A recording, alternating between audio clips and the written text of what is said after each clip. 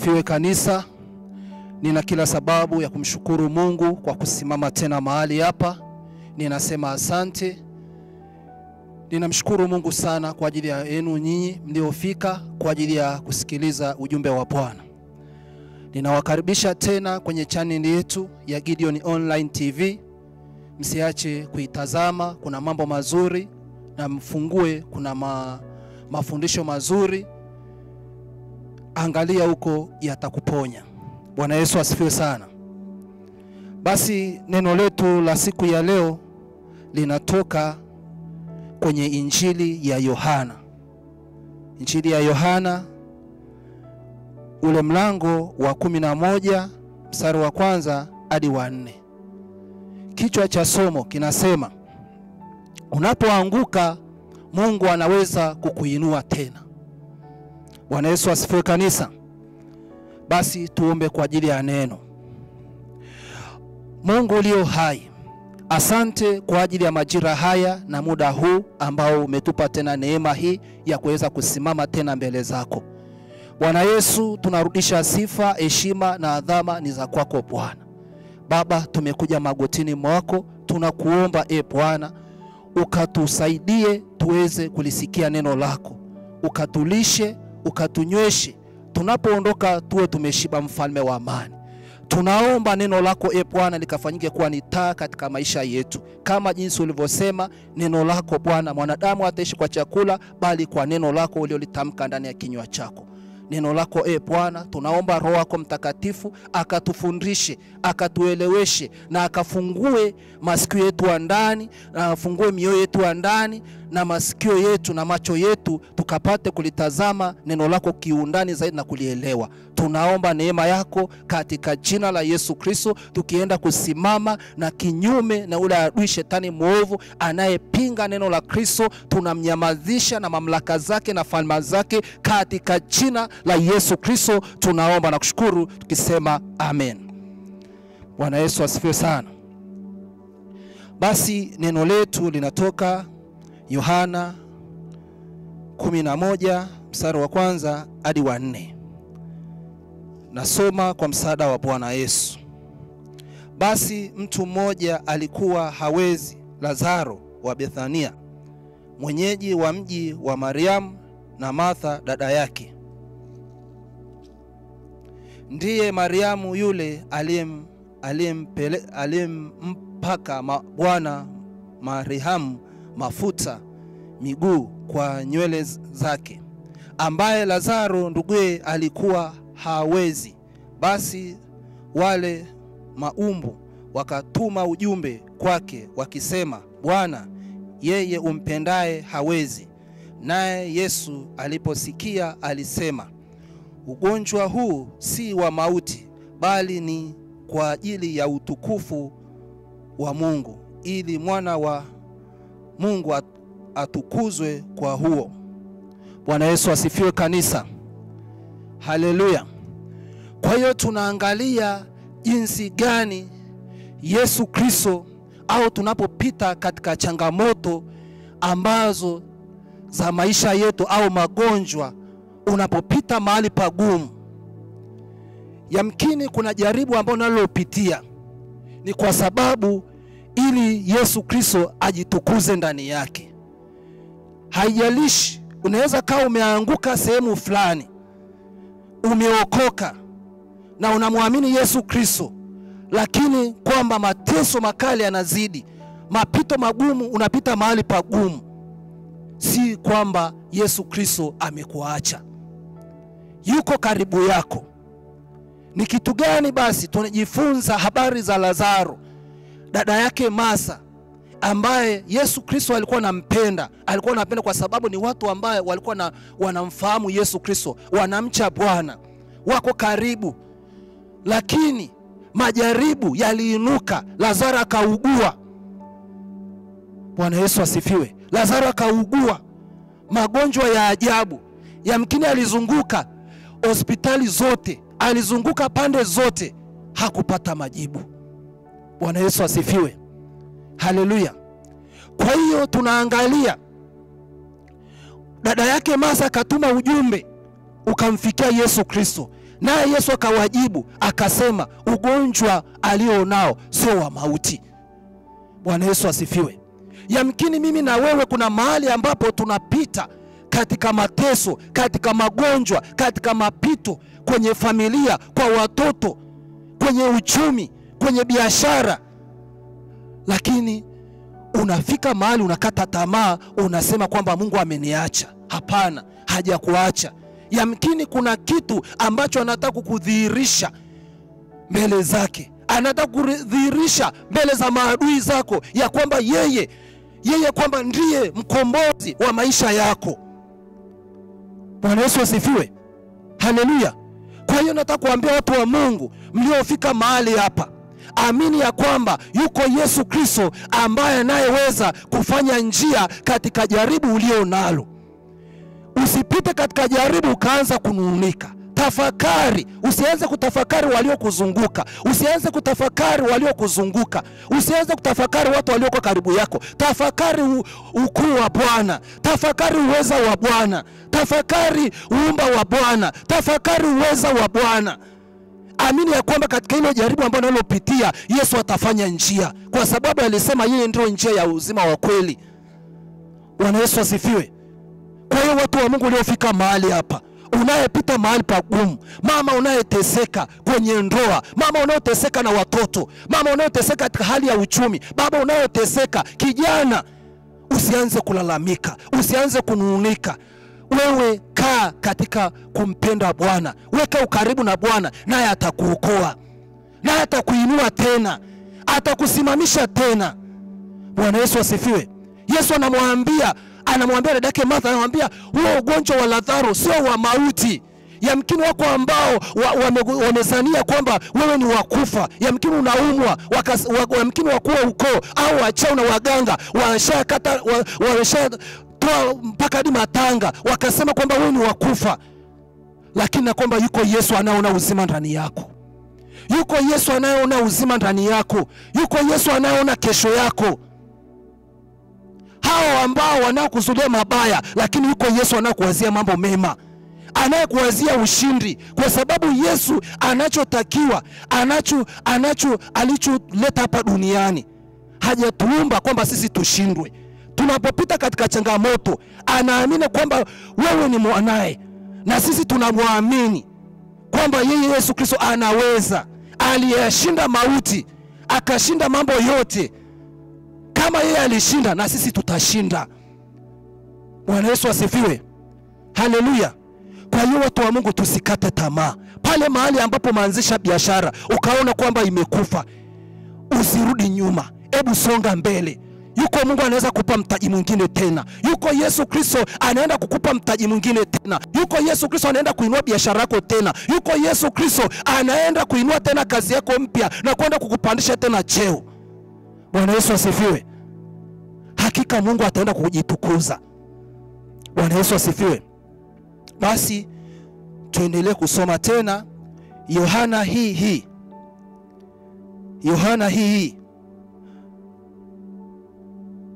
Yohana tunaruka, tunasoma tena Yohana 38. Yohana 11 mstari wa 38 hadi wa 40 hadi 44. Bwana Yesu asifiwe. Tunaangalia ushindi wa Yesu. Basi Yesu hali akaugua tena nafsini mwake, akafika kwenye kaburi, nalo lilikuwa ni pango na jiwe limewekwa juu yake. Yesu akasema, liondoeni jiwe. Martha dada yake yule aliyefariki akamwambia, Bwana, ananuka sasa, maana amekuwa maiti siku 4. Yesu akamwambia, mimi nilikuambia ya kwamba ukiamini utaona utukufu wa Mungu.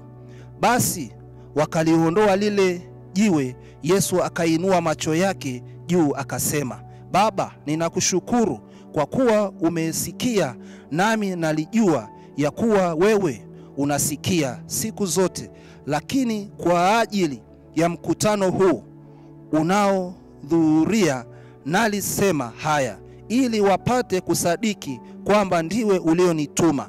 naye akiisha kusema hayo akalia kwa sauti kuu, Lazaro, njoo huku nje.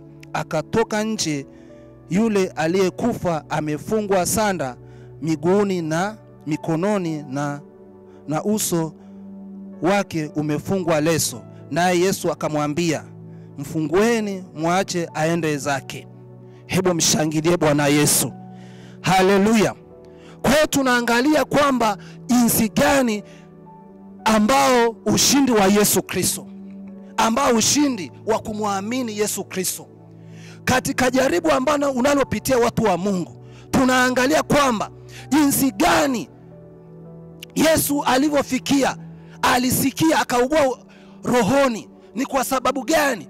Walimwamini Yesu Kristo, wakaamini ya kwamba yeye anaweza kumfufua tena, wakaamini ya kwamba yeye Yesu Kristo anaweza kuniponya tena, wakaamini ya kwamba Yesu Kristo ndiye ufufuo wa uzima wa kweli.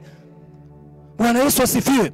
Hawa akina Masa walimwamini Yesu Kristo, walimlilia, hawakukatishwa tamaa, hawakuhangaika kwenda kwa waganga, hawakwenda kuhangaika kwenda kuuliza, hawakwenda kuhangaika kwenda kutafuta kwa jirani, bali walisimama katika Yesu Kristo wakiamini ya kwamba yuko Yesu Kristo anayeokoa. Bwana Yesu asifiwe. Haleluya. Kwa hiyo Yesu Kristo ambaye tunayemsikia, Yesu Kristo anaokoa watu wa Mungu. Yesu Kristo anaponya. Yesu Kristo anaweza kukuokoa tena na kuketisha mahali pa juu. Haijalishi wako wachao na waganga, waliua kibali chako, waliua huduma yako, waliua kazi yako, waliua biashara yako, lakini yuko Yesu Kristo anaenda kuifanya kuwa hai tena. Bwana Yesu asifiwe.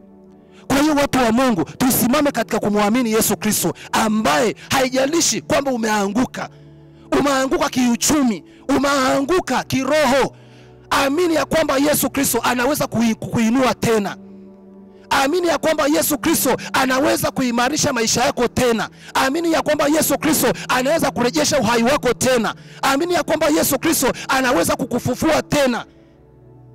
Haijalishi wako wachawi na waganga, haijalishi wako Freemason, wamechukua nyota yako, wamechukua sura yako, wamechukua picha yako, wakaizika, wakasema kwamba mtu huyu ni wakufa. Lakini nataka kuambia watu wa Mungu, simama katika kumwamini Yesu Kristo. Kaa karibu na Bwana Yesu Kristo kila wakati, kila saa. Unapoamka asubuhi, kaa karibu na Bwana. Unapolala, kaa karibu na Bwana. Bwana Yesu asifiwe. Yesu Kristo naye atakuokoa katika teso unalopitia, katika majaribu unayopitia. Yuko Yesu Kristo ambaye anaenda kukushindia, anaenda kukupigania vita, anaenda kukutetea. Bwana Yesu asifiwe. Haleluya. Kwa hiyo tunaangalia kwamba jinsi gani akamwambia Lazaro, akamwambia Masa, akamwambia bwana wangu ananuka sasa. Yesu alimjibuje? Akamwambia, si nilikuambia ukiamini na utaona utukufu wa Bwana? Bwana Yesu asifiwe. Kwa hiyo kitu gani Yesu anaangalia ndani ya moyo wako? Unamwamini na kiasi gani? Umewekaje moyo wako? Ukoteje utayari wako? Yesu ataingia ndani yako na atabadilisha historia ya maisha yako, na Yesu atafufua kazi yako, na Yesu atafufua watoto wako, Yesu atafufua tena ndoa yako, Yesu atafufua tena biashara yako, Yesu atafufua tena kazi yako. Ulikuwa umefukuzwa kazi, lakini Yesu Kristo anaenda kurudisha tena kazi yako. Bwana Yesu asifiwe. Kwa hiyo tunaangalia cha msingi watu wa Mungu ni kukaa katika Bwana, kumwamini ya kwamba yeye anaweza kutuokoa. Yesu anaweza kukutoa mahali ambapo ulikuwa umewekwa pasiri sana, lakini Yesu Kristo anaweza kukutoa tena. Watu wa Mungu, umefika katika hii madhabahu mahali hapa ya mlima Moria, yuko Yesu anayeokoa. Yuko Yesu ambaye anachimbua pale mahali ambapo ulikuwa umewekwa pasiri, kwenye mapango, ulikuwa umefichwa kwenye makaburi. Nafsi yako imefichwa kwenye makaburi, nyota yako, kibali chako, heshima yako imefichwa baharini, imefichwa kwenye makaburi, kwenye mapango, kwenye mito. Lakini Yesu Kristo anaenda kukutoa huko, kukurejesha tena. Bwana Yesu asifiwe. Cha msingi watu wa Mungu, aminini kwamba Yesu Kristo yeye anaokoa, yeye anafufua. Bwana Yesu asifiwe. Ukimwamini tu naye atafufua kazi yako. Ukimwamini tu atainua tena kazi yako. Ukimwamini tu atafufua kibali chako. Ukimwamini tu atafufua heshima yako. Ukimwamini tu atakurudishia tena afya yako tena. Bwana Yesu asifiwe. Haleluya. Kwa hiyo Yesu Kristo anachotaka tuwe karibu, tuachane kwa tafakari mawazo waliotuzunguka. Usimtafakari ambaye anayekukimbiza. Usimtafakari hata kidogo. Tafakari uweza wa Bwana. Usimtafakari aliyotangulia mbele. Bwana Yesu asifiwe. Niwape mfano kidogo tu. Tunaangalia mfano kidogo tu. Mwanariadha ambaye anayetamani kushinda mbio anamwangalia yule aliyotangulia, lakini yeye anaamini ya kwamba yule nitampita tu, kwa sababu atakimbia lakini atachoka. Haijalishi kwa maadui zako walioko mbele yako, lakini atachokuambia wewe kaza buti na Bwana, naye atamvuta yule ambaye naye aliyotangulia mbele, anayezuia maendeleo yako, anayezuia kazi yako, anayezuia biashara yako, anayezuia maendeleo ya kazi yako au afya yako pale nyumbani, kazini kwako. Yeye atamkamata, atamrudisha nyuma na utasonga mbele. Bwana Yesu asifiwe. Kwa hiyo watu wa Mungu, tukae karibu na Bwana. Haleluya. Bwana Yesu asifiwe sana. Basi tufungue tena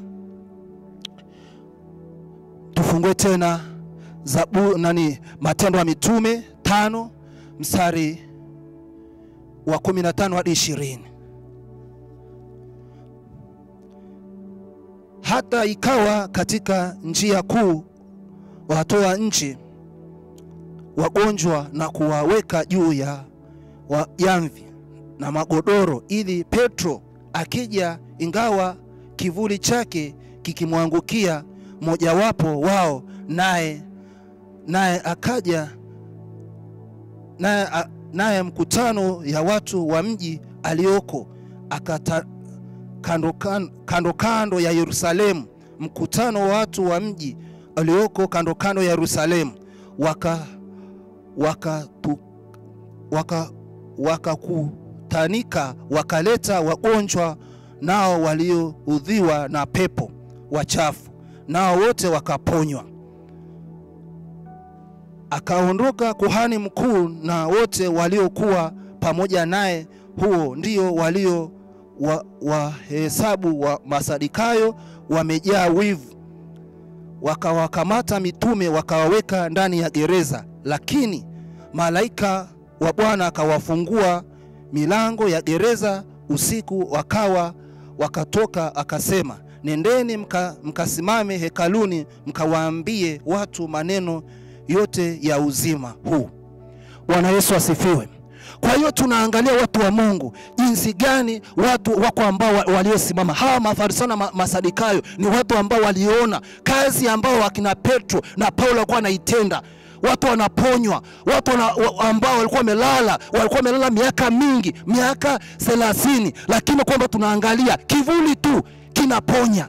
Watu wakakusanyika, wamesikia habari ya Yesu Kristo kwamba anafufua, anaokoa, lakini tunaangalia kwamba walivyosikia tu ya kwamba mitume wanapita wakatoa wagonjwa, hata kivuli kilikuwa kinaponya. Kwa hiyo tunaangalia jinsi Yesu Kristo anavyotenda muujiza kwa kumwamini, kwa kupitia wewe. Bwana Yesu asifiwe.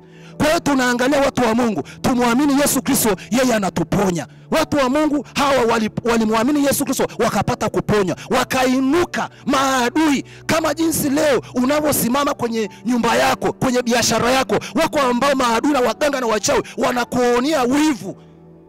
Wanakamata biashara yako, wanaizika. Wanakamata kazi yako, wanaizika. Wanakamata fahamu za watoto wako, wanazika. Wakasema hawatasoma, wakakamata kuweka gerezani. Lakini tunaangalia, ukimwamini Yesu Kristo, na Yesu atatuma malaika wake, wataenda kwenye mapango, kwenye makaburi, mahali popote walikuwa wamekuweka, na Yesu atakutoa mahali hapo. Watashangaa. Kwa sababu nini? Yesu Kristo utaenda kuona utukufu wa Bwana kwenye kazi yako, utaenda kuona utukufu wa Bwana kwenye biashara yako, utaenda kumwona Bwana kwenye ndoa yako, utaenda kumwona Bwana kwenye biashara yako. Mama, hapo mahali ulipo, Kijana mahali ulipo, baba mahali ulipo, muamini Yesu Kristo ya kwamba yeye anaokoa. Umekanyaga mahali hapa, hujafika mahali hapa kwa bahati mbaya. Amini ya kwamba Yesu Kristo wa mahali hapa anatoa, ni greda, zaidi ya greda, anachimbua hata miamba iliyoshindikana, yeye anachimbua, anakutoa. Hata amekuficha kwa siri, lakini yeye anakutoa. Bwana Yesu asifiwe. Kwa hiyo watu wa Mungu, msiogope, songa mbele. Yesu Kristo anakushindia, anakutia nguvu, anakuwezesha. Haijalishi unapita mahali pagumu namna gani, lakini wewe songa mbele kwa kumwamini Yesu Kristo. Usiangalie kushoto, usiangalie kulia, angalia Yesu Kristo akikushika mkono, akikwambia tunafika wote Mwanza, maanake hata kuacha njiani. Hata kama yuko anayekuvuta, ukiangalia mwenzako kama ana sita, wewe songa mbele. Bwana Yesu asifiwe. Akikwambia nitakushika mkono na tutafika Dar es Salaam, maanake yeye hakuachi, wala hata kudondosha njiani, wala yeye hata kuacha, maanake atakufikisha katika safari yako. Mungu ataenda kuona utukufu wa Bwana, utaona kuona ahadi ya Bwana ambayo anaenda kutimiza katika maisha yako. Wewe kaa katika uwepo wa Bwana tu, kwa kumwamini kwamba yuko Yesu ambaye anaenda kubeba teso lako, ambaye mateso uliyokuja nayo, magonjwa yote uliyokuja nayo yanabaki mahali hapa. Kila chochote, iwe ni pressure, iwe ni sukari, iwe ni uvimbe, yanabaki mahali hapa. Iwe ni mauti, wamekupangia mauti wakasema mwezi huu wa 6 eti utazika kwenye familia yako, au watoto wako watakufa, au ndugu zako, au mama yako, mauti yote yanabaki mahali hapa kwa jina la Yesu. Kwa hiyo watu wa Mungu, msiogope, songa mbele. Usiangalie wanaokusema, usiangalie hawa wanaokuonea wivu. Hawa ni kama simizi mbele za Bwana tu. Hawa wanaokuonea wivu kwenye biashara yako, wanaokuonea wivu kwa sababu unavaa vizuri, wanaokuonea wivu kwa sababu unakula vizuri, lakini nataka kuambia wewe, ukimwangalia Yesu na utaona utukufu wa Bwana. Bwana Yesu asifiwe. Haleluya.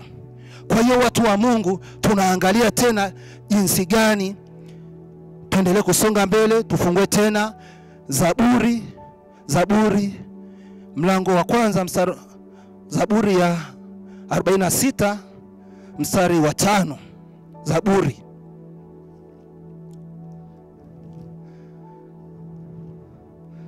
Zaburi mlango wa 46 mstari wa kwanza hadi wa 5. Bwana Yesu asifiwe. Ijapotetemeka milima moyoni mwa bahari, Mungu kwetu sisi ni kimbilio na nguvu, na msaada utaonekana tele wakati wa mateso. Kwa hayo hutaogopa ijapo badilika nchi. Ijapotetemeka milima moyoni mwa bahari, maji yake hayapovuma na kuinuka. Ijapo pasuka milima kwa kiburi chake, kuna mto vijito vyake vitafurahishwa. Mji wa Mungu patakatifu pa maskani yake aliye juu. Mungu yu katikati yake, hata tetemeshwa. Na Mungu atatusaidia asubuhi na mapema. Bwana Yesu asifiwe. Kwa hiyo tunaangalia, haijalishi. Daudi anasema kwamba anasema Mungu kwetu ni kimbilio katika changamoto tunazopitia, katika mateso ambayo tunayopitia. Daudi anasema Mungu kwetu ni kimbilio. Unapopita mahali pagumu, watu wa Mungu, usiende kukimbilia kwa jirani yako, usiende kwa mganga. Hebu mkimbilie Yesu, mkabidhi Yesu teso lako, mkabidhi Yesu mzigo wako, mkabidhi Yesu changamoto unayopitia, kwa sababu yeye ndio atakayeweza kukutua tu, kwa sababu yeye ndio anayejua kesho yako, yeye ndio anayetimiza ahadi yako, yeye ndio anaenda kukuponya. Kwetu ni kimbilio. Mimi na wewe uliofika mahali hapa, Mungu wetu ndiyo kimbilio tu. Hakuna kimbilio lingine chini ya jua hili. Hakuna msaada mwingine, hakuna wa kukusaidia mama, hakuna. Lakini anayetusaidia ni Mungu peke yake, anayetufahamu, kwa sababu yeye ndo aliyetuumba Na yeye hakutuumba sisi kwa hasara. Hatukuomba sisi kwamba sisi tushindwe. Alituumba sisi ili kwamba tushinde. Kwa hiyo watu wa Mungu, tumkimbilie, tuwe karibu. Tunapopitia katika changamoto, isiwe sababu ya kukaa mbali na Mungu. Kama tunakaa mbali na Mungu, tumenung'unika, inaleta madhara. Tunaangalia wana wa Israeli, walimnung'unikia Mungu, waliumwa na nyoka, wengine walikufa, wengine walipoteza maisha. Watu wa Mungu, tukianzisha safari, uwanja wa mapambano, tupambane, nasi tunaenda kuona utukufu wa Bwana. Tunaenda kuona ushindi mkubwa. Tunaona kuona kwamba Yesu Kristo anaenda kutushindia. Bwana Yesu asifiwe. Hebu mshangilieni Bwana kwa makofi makubwa kabisa, mpaka kwenye kiti cha enzi wafurahi. Wewe unaonitazama, wewe unaonisikia, hebu mshangilie Bwana tena kwa makofi makubwa, ambao mpaka kwenye kiti cha enzi, ambao jinsi ile utukufu wa Bwana ulioshuka kwa kina Paulo na Sila, ambao walimshangilia Bwana. Bwana Yesu asifiwe.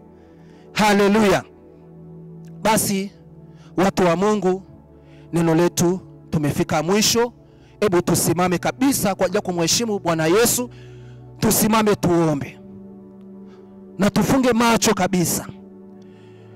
Baba, katika jina la Yesu Kristo wa Nazareti, Mungu leo hai, asante Bwana kwa sababu umeachilia neno lako Bwana, na watoto wako wamelisikia na limewaponya pale mahali ambapo Bwana wamekata tamaa, pale mahali ambapo Bwana wamerudi nyuma, pale mahali ambapo Bwana wamevunjika moyo, wamekosa tumaini. Wape tumaini jipya tena Bwana.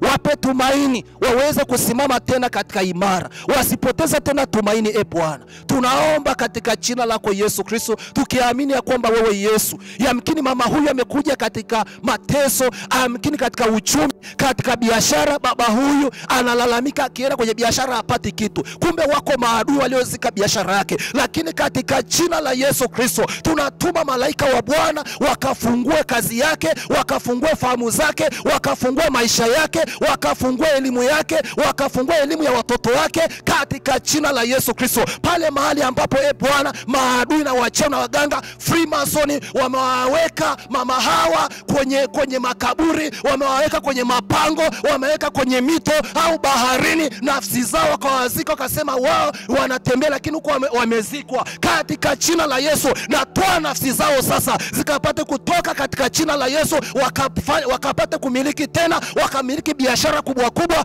wakamiliki kazi, wakamiliki biashara katika jina la Yesu Kristo. Tunaomba na kushukuru Mungu wa mbingu na nchi. Nuru yako Bwana kawaangaze mama hawa, nuru yako kawaangaze baba huyu, nuru ikamwangaze kijana huyu, nuru ikamwangaze kijana huyu, kijana wa kike na wa kiume katika jina la Yesu Kristo. Na kwa damu ya Yesu, Bwana Yesu kafufue kazi zao. Bwana Yesu kafufue kazi zao, ukafufue biashara zao, ukafufue ndoa zao, ukafufue uchumi wao tena, ukafufue pale mahali ambapo wamekata tamaa, wainue tena katika utume, katika kazi ya Bwana, wakapata kusonga mbele katika jina la Yesu Kristo. Tunaomba na kushukuru tukisema amen.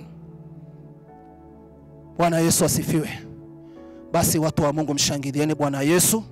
Na Yesu Kristo amewaponya, na Yesu Kristo anaenda kuwaokoa. Pokea kazi kwa jina la Yesu Kristo. Pokea biashara kubwa kubwa, pokea mtaji. Hata kazi yako ilikuwa imekufa, lakini Mungu ameenda kuiinua tena, imeenda kufanyika kuwa hai katika jina la Yesu, na tuseme amen.